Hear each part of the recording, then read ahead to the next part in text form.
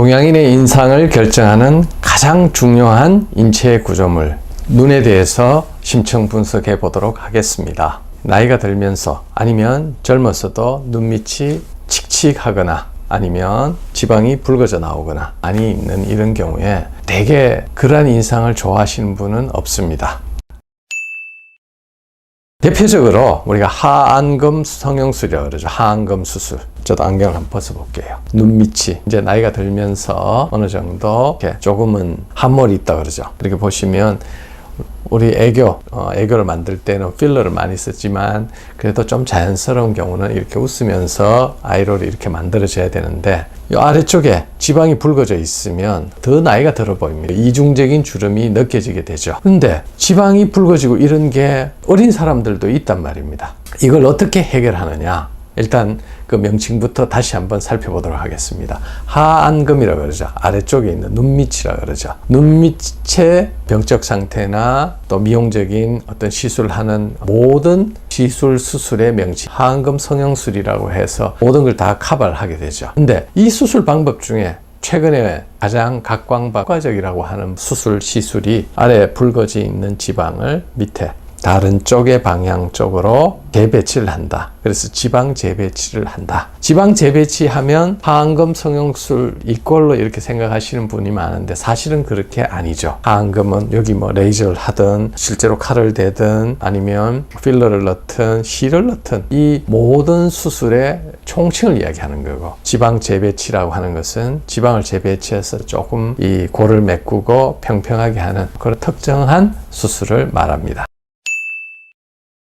여기 자료 화면에도 하안검 성형술이 있고 눈밑 지방 재배치라는 이런 용어가 있는데 과연 이게 뭔가? 일단 눈밑 수술을 하는 대상이 뭐냐? 이제 우리 인디케이션이라고 그러죠. 다크서클이라고 그럽니다. 거무틱틱합니다. 이게 젊은 사람들한테도 있는 경우는 피부가 너무 얇은 경우에 피하, 피부 밑에 있는 근육에 우리 근육은 그 혈관 분포가 아주 크죠. 혈액 속에 근육 속에 헤모시데린이라는 그런 인체의 특정한 성분이 얇은 피부로 비쳐 보일 때 이게 이제 다크서클. 그러니까 피부가 얇은 경우에 이제 대표적인 경우고, 그 다음에 이제 눈밑 주름이 자글자글, 즉 마찬가지로 피부의 탄성과 피부를 유지하고 있는 뭐 콜라겐이 빠져나간다든지 나이가 들었을 때 전형적으로 생기죠. 그리고 이제 아이백이라고 해서 눈밑에 지방이 이렇게 붉어져 있는 경우, 이런 경우는 어쨌거나 하안검 성형 수술 시술의 대상이 됩니다. 그런데 치료법 중에서 먼저 뭐 간단하게 이제 우리 치료법 메서드 대표적인 경우 이제 레이저를 우리가 생각할 수 있죠. 피부과 뭐 아니면 이제 성형외과에서도 요즘 이거 많이 하니까. 그리고 눈가에 주름을 좀 없애기 위해서 보톡스 아니면 함몰이다든지 들어가 있다든지 이런 경우는 필러를 쓰고, 그리고 요즘은 이제 녹는 실을 이용해서 이물반을 활용해서 콜라겐이 축적되게 하는 실을 많이 이용합니다. 그리고 우리 미용 수술의 대표적인 치료나 시술인 이 고주파라는 건 빠질 수가 없고요. 그리고 울트라사운드 초음파라고 그랬는데 초음파는 다양한 용도로 쓰이죠. 우리가 진단 목적으로도 쓰이지만은 울세라라든지 하이프 장비들을 이용해서 아래쪽에 우리 눈에 안 보이는 조직을 응고 괴사시킨다든지 그래서 타이트닝 시키기도 하고. 자, 우리가 오늘 말씀드리고자 하는 이 중에서 대표적인 게 눈밑 지방 재배치, fat repositioning. 눈밑의 지방을 새로 재배치해서 골을 안쪽에 들어가 있는 함몰되어 있는 부분을 해결한다든지, 아니면 또 최근에 여기 우리가 비절개 지방 용해술이라고 그러죠. 아예 절개를 하지 않고 지방을 특수한 장비, 그 센서가 달린 고주파 팁으로 시술을 하게 됩니다. 이게 장비가 아주 비싼데 제가 조금 이따 한번 보여드릴게요. 그리고 또 다른 대표적인 게 이제 절개, 어떤 형태든 칼을 대고 지방을 제거한다든지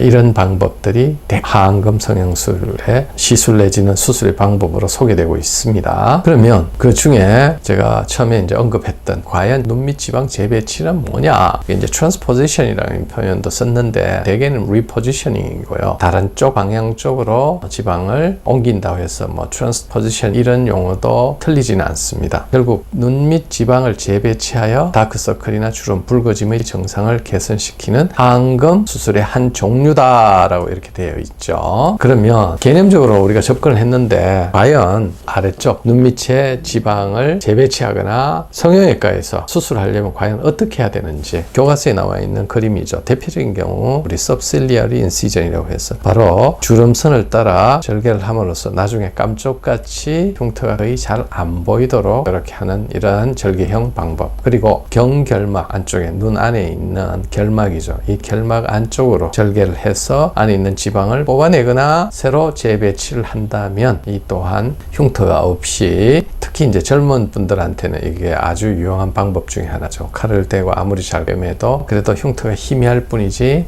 남긴 하겠지만 결막 안쪽으로 하다 보니 흉터가 안 보이고 다크서클을 지방 재배치로 해결할 수 있는 이런 방법이죠. 다시 한번 시술 수술하는 방법에 대해서 조금 이따가 설명을 드릴 텐데, 이제 대표적인 접근 방법이 이렇다라는 거. 뭐 여기 이제 그림 같은 거 잘 나와 있죠. 경결막 특별하게 이렇게, 실제로 수술을 이렇게 하지는 않습니다. 이게 안구를 잘 보호하면서 아래쪽으로 이렇게 경결막으로 출혈을 최소화하면서 안에 있는 지금 지방이 희미하게 보이죠. 이렇게 해서 지방을 뽑아내거나 내측에 있는 골에다가 재배치를 해주면 볼륨이 올라오면서 주름이 해결된다는 이런 방법이고요.